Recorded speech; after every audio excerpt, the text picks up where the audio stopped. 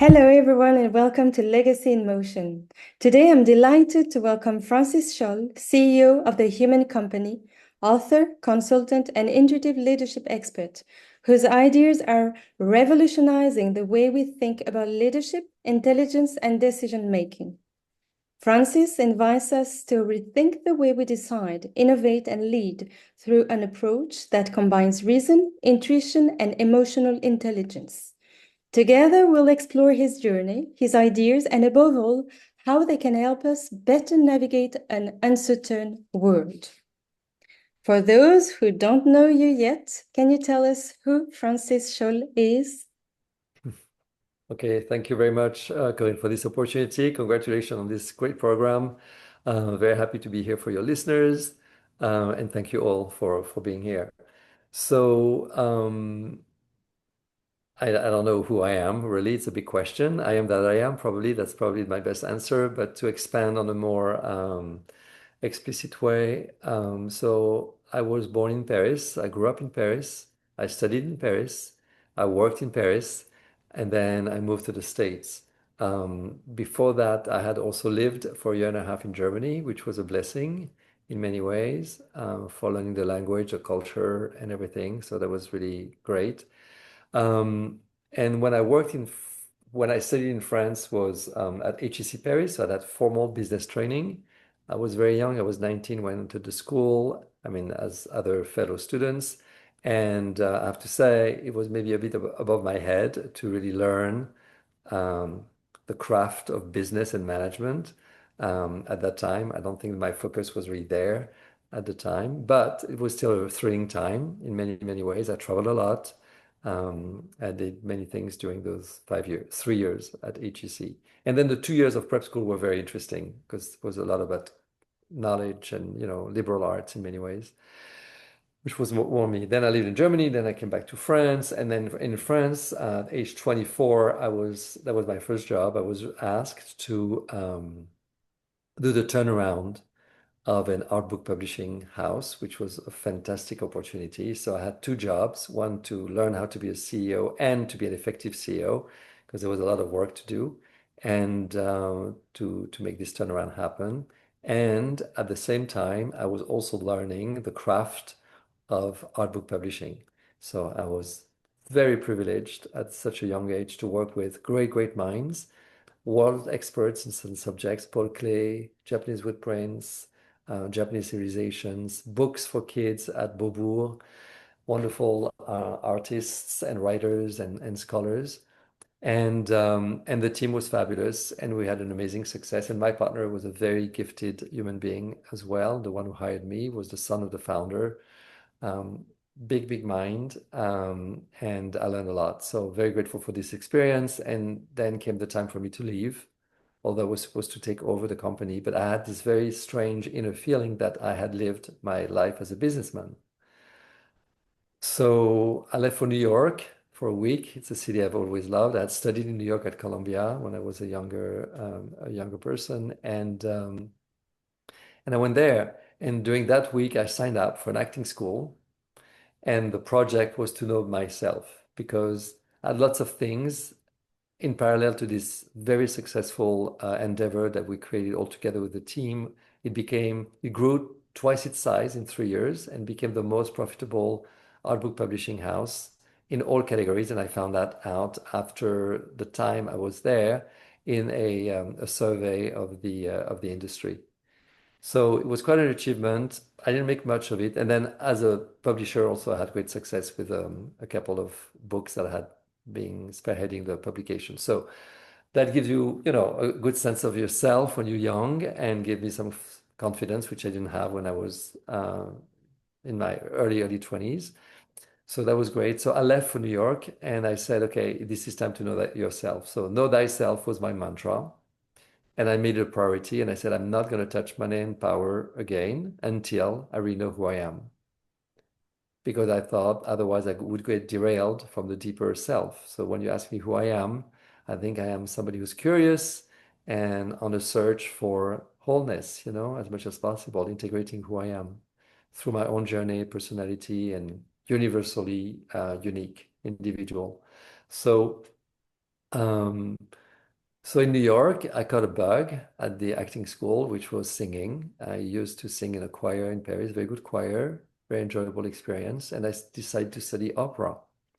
So it was a very deep journey, beautiful journey, enlightening, exciting, and um, and it echoed, I think, my thirst for knowing who I am. And that was a journey that I did through the body, because singing, you're the instrument, you're the only musician who's the instrument. And I discovered that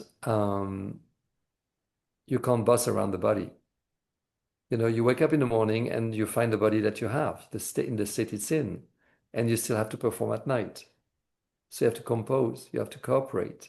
And I think women who are regulated every month don't understand that, but it's very rare for men to understand this.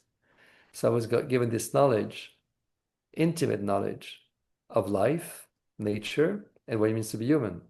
And that served me when years later, after 8 years of performing semi-professionally or professionally as an opera singer, becoming a professional yoga instructor because I did a lot of yoga for my singing, and studying clinical psychology in the neurosensory approach of the human brain and the psyche.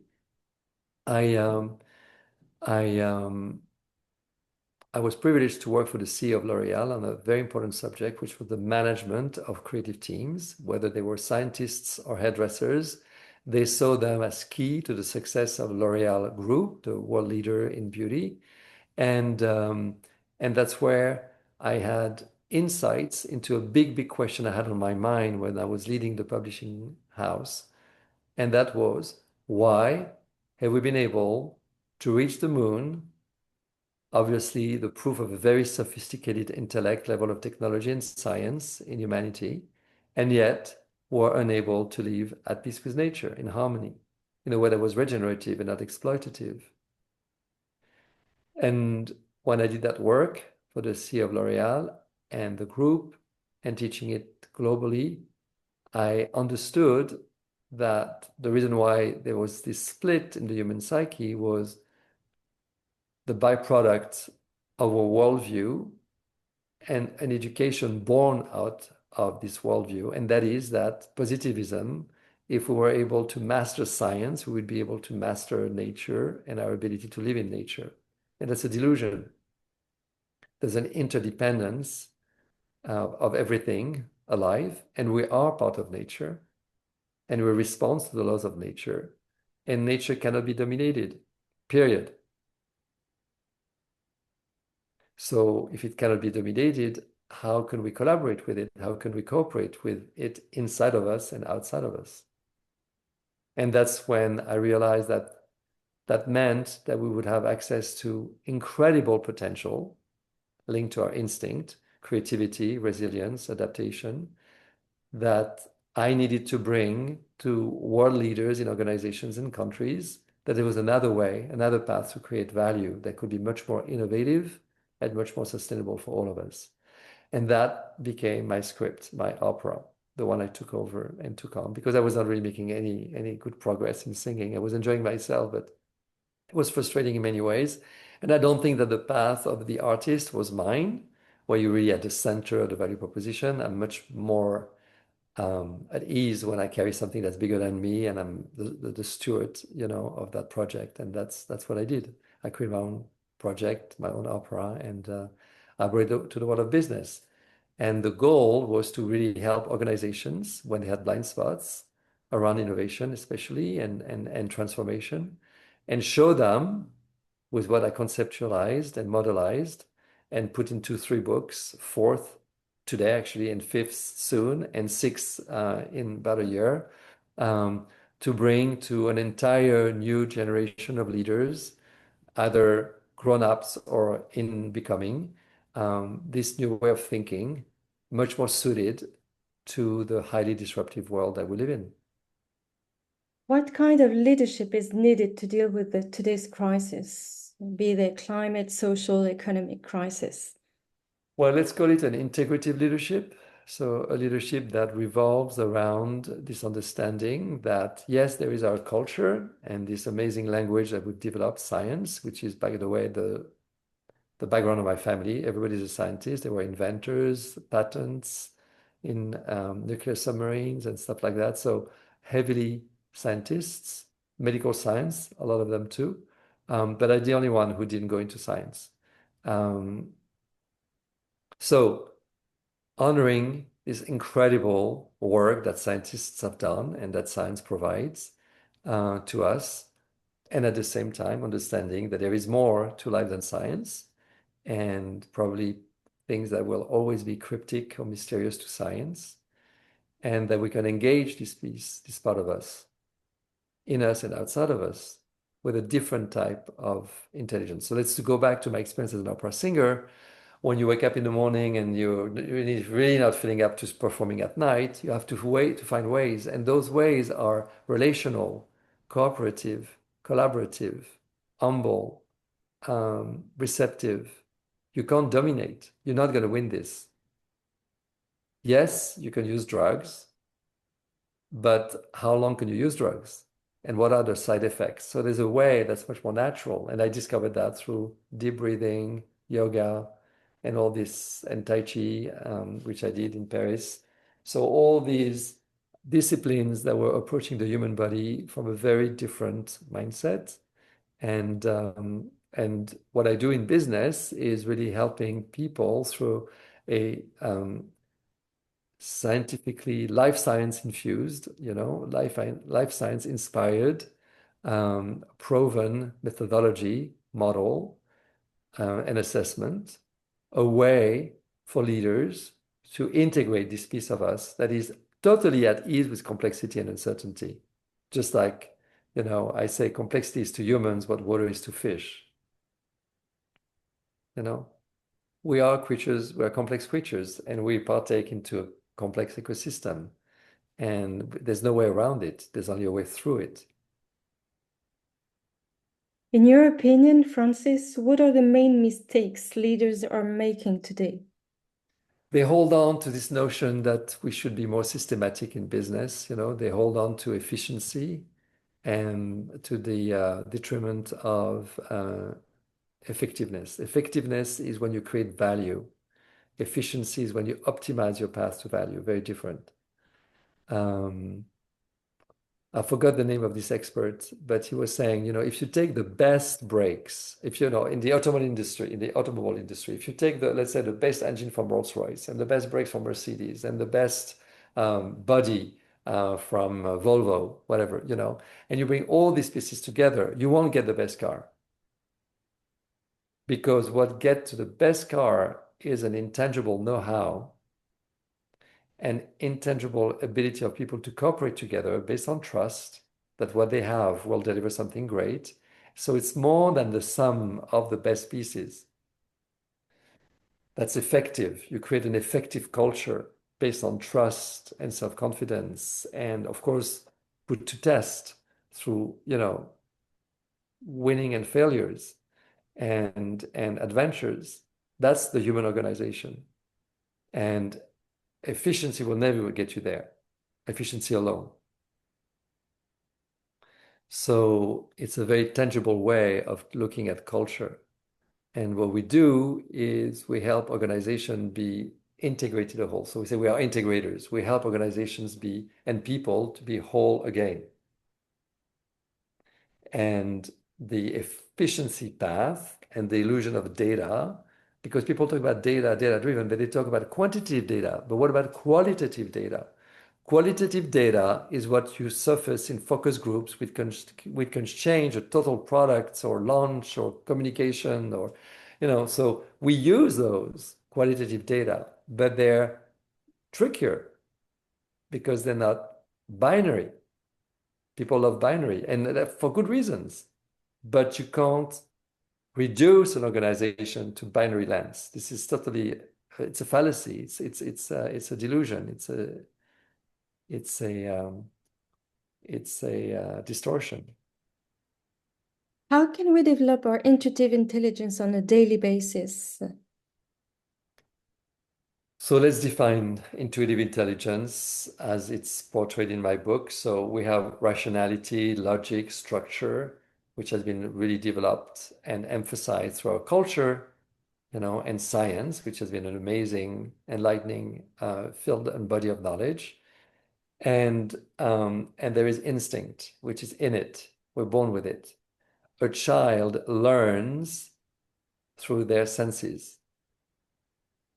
So that's given.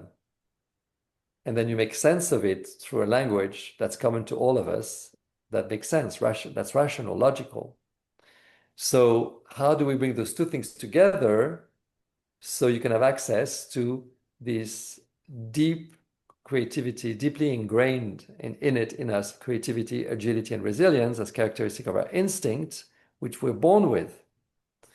And so intuitive intelligence is the synergy between logic and instinctual aptitudes. And the bridge between the two is intuition, which can live in those two worlds because intuition is not about logic and binary. So it can really dialogue with those two and make those two dialogue with one another, not in a way that's explicit, but in a way that's implicit.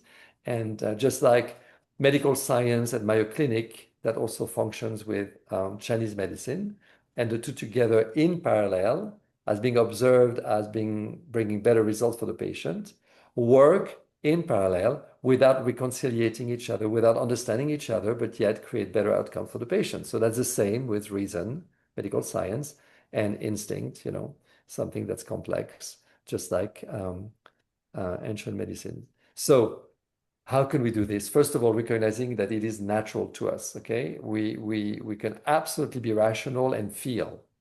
And we can absolutely feel in a way that's not irrational. So feeling can make space, for reason. But the problem is that reason cannot make space for feelings because they don't go into the one, right or wrong, 1-0 binary lens. So reason is great, but it's dominant and exclusive to what it's not logical. But there is logic, 2 + 2 = 4, illogical. I'm going to throw myself off the balcony on the third floor of my home, believing I'm going to fly because today I feel like flying. That's illogical. That's irrational. But there is also, I don't know why, but today I feel so much lighter. And I can't explain that. It's a feeling. It's non-rational. That's where trust gets built. This is where relationships and teams get built. And that's the piece that needs to be honored. And it doesn't fit into the quantitative data lens. And yet, it is what creates the best car and the best company.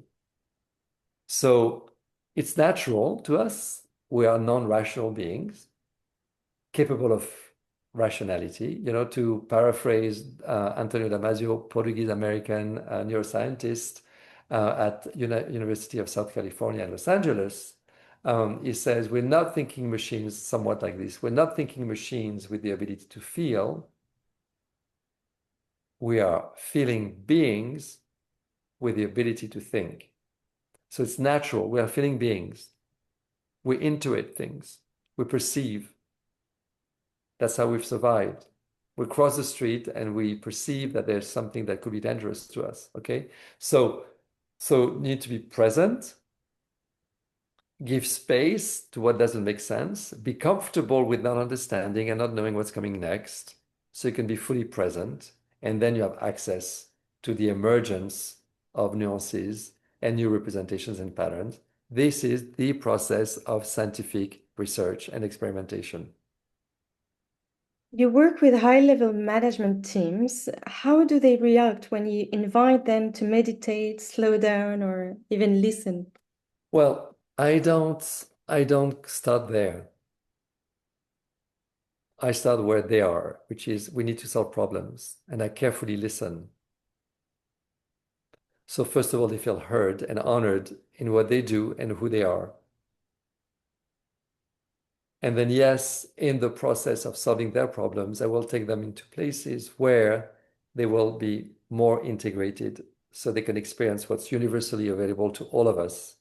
And uniquely so, because what you feel in the sun is what I feel on the same sunny day about the heat of the sun. That's your own personal, unique experience, which might be very similar to most of us. Okay, we'll feel heat, but still it will resonate in you in different ways. So that's a diversity that's so rich in organizations. It's universally the heat of the sun, but it's uniquely experienced. And then we access nuances. So, you have to take it very, very banal and simple and straightforward. I'm not talking to yoga teachers. I am not in the Himalaya where I studied Hinduism.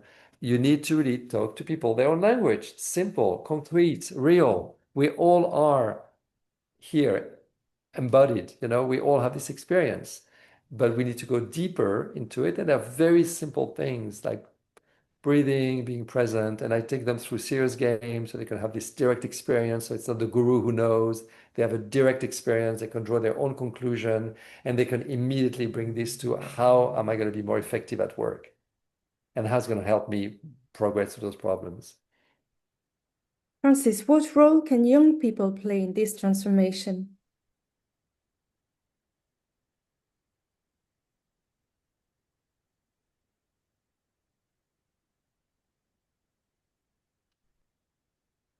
This notion of young and old is complicated for me.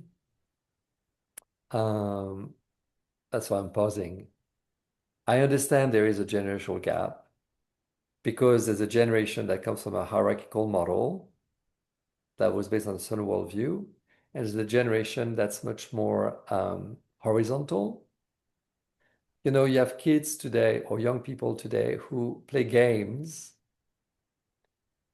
with people around the world. They're not even the same city, don't speak the same language, and they interact with one another and having fun and they bond as adults or young adults, which we understand from a little girl and a little boy in a sandbox, at 3 of age, being able to talk. One is Chinese, the other one is Spanish, but they don't care. They play, they bond.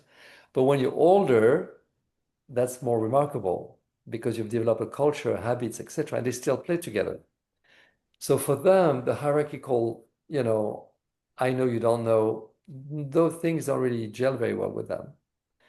And that's wonderful because that brings a level of immediate relatedness and diversity. Um, at the same time, they're very digitalized, so they can be numbing out on technology and not being so present to themselves. So, there's pros and cons. That's why I don't like those notions of generations, but I will still try to answer. What I would like to answer is more empathetically about what they go through, which is they enter a world where the question of the future, of the possibility of the future is on the table, which was not the case in my generation. So they're dealing with very serious, potentially anxiety prone type of, or anxiety inducing type of conversations. And they're not being given the tools to deal with them. Um, so I think I'm going to give you an example. So I was teaching a class in a business school and an MBA.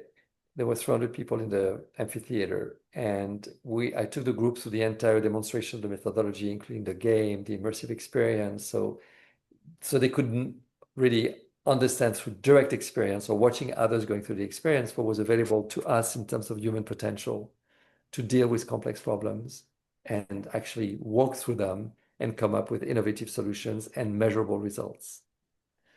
And one young person came to me. So she was an agro-tech engineer who was doing an MBA. And she came to me and said, as an agro-tech engineer, we are given enormous problems to face and deal with: water, famine, pollution. And we're not given in any way, by all means, tools to deal with them. It's totally incredible what we're going through. It's heart crushing, soul crushing, anxiety bringing, and so on and so forth. And she said, but now I spend 3 hours with you and with all of us, and I live with a sense of possibility, and I'm very grateful for this. So, the reason why I'm saying this, what I bring is what's available to all of us.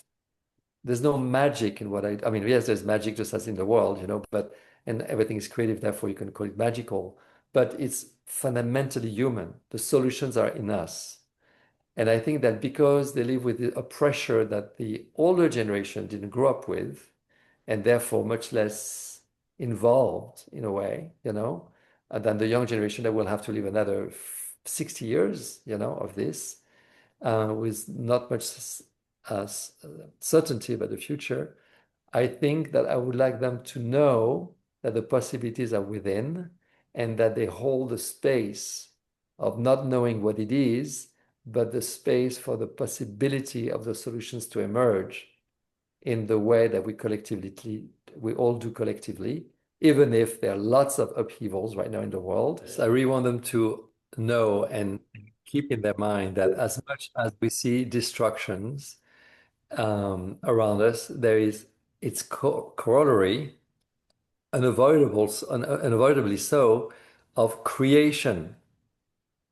This is just the nature of things and the way life works. Okay, so we don't see it because it's of another order, it's different than what we know. The media, it's not a criticism, of course, are very busy dealing with the destruction aspect. Okay, it also helps selling, that's part of their business, need to sell what they do. So the dramatization of the destruction is not taking into account the incredible set of possibilities that are being born by the space that's being made by what's being destroyed. And what's being destroyed is, the sediment for something else to be born. And it is being born right now. We just don't see it. We don't have the vocabulary for it. We don't have the space, the time. So because they're young and because they're lighter than we are in terms of experience, I think that the same way as they see what's possible through gaming and playing and diversity and um, everything that they experienced at a very young age and the awareness they were born with, different than the one of my generation. Every generation is born within a context and has to change that context. The context have to change, not the context had to change. So to remember, it might not be called wisdom, but it's called position in life, localization. They are positioned at a different time. And what seems to be a harder time is also a time that's also pregnant with new solutions that may require even more destruction to be born. But that's just the way it is. But there is a process of creation, unavoidably so, as we are witnessing this process of destruction.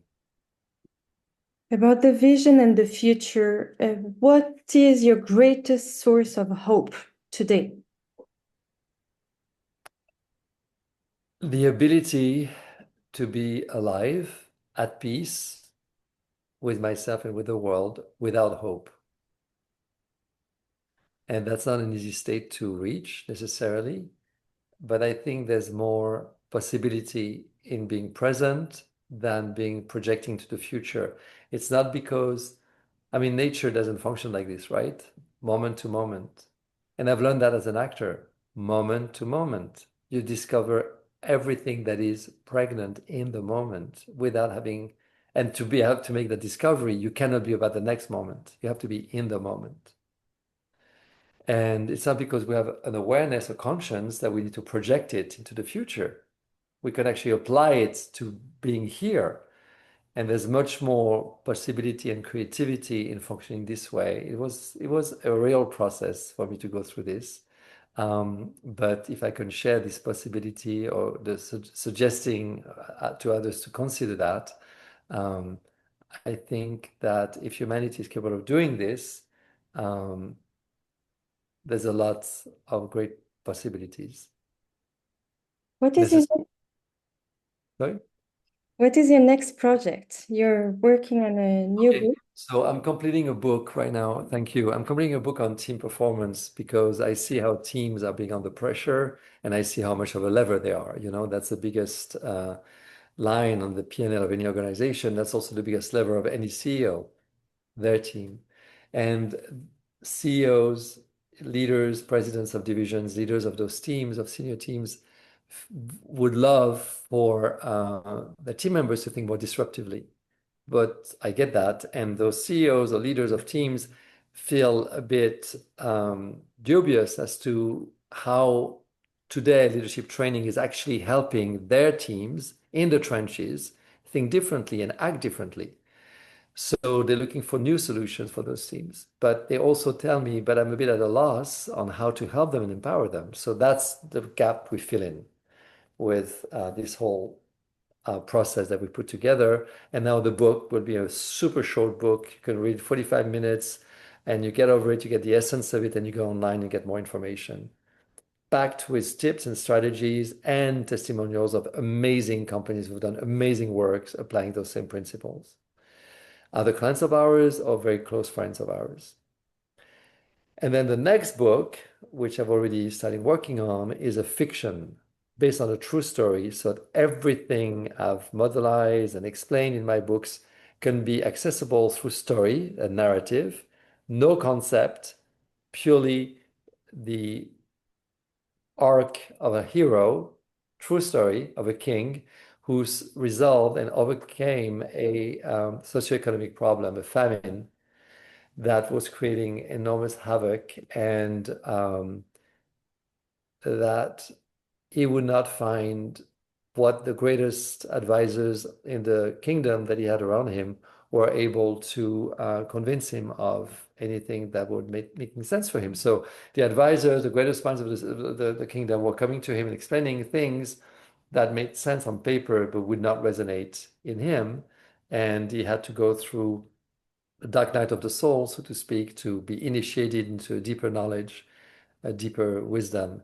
And with that knowledge and wisdom, which is what's being the story about, what the story is about, he solved the socioeconomic crisis, the famine, for 16 years without resorting to any form of violence, neither out of fear of an upheaval of the population, repressing the population, or rationing them, nor asking nature to produce more, nor invading the neighboring countries. So quite an extraordinary feat, true story. And yes, and I'm putting it together. So when you read the book or you see the show or the movie, you can go online, answer a questionnaire so you understand how the king got to this.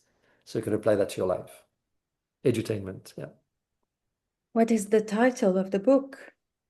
King Acus, The Courage of Disarray. Thank you very much, Francis, for this fascinating exchange today. Your vision opens up new perspectives for thinking differently about business, but also about our relationship with ourselves and the world. For those who wish to go further, I invite you to read L'intelligence intuitive or The Intuitive Compass and Francis' others publications available in bookshops and online. I will put all the details in the description. Thank you, everyone, and I see you in Legacy in Motion, which gives a voice to those who are changing the world by sowing meaning, passion, and connection. Thank you so much. Thank you.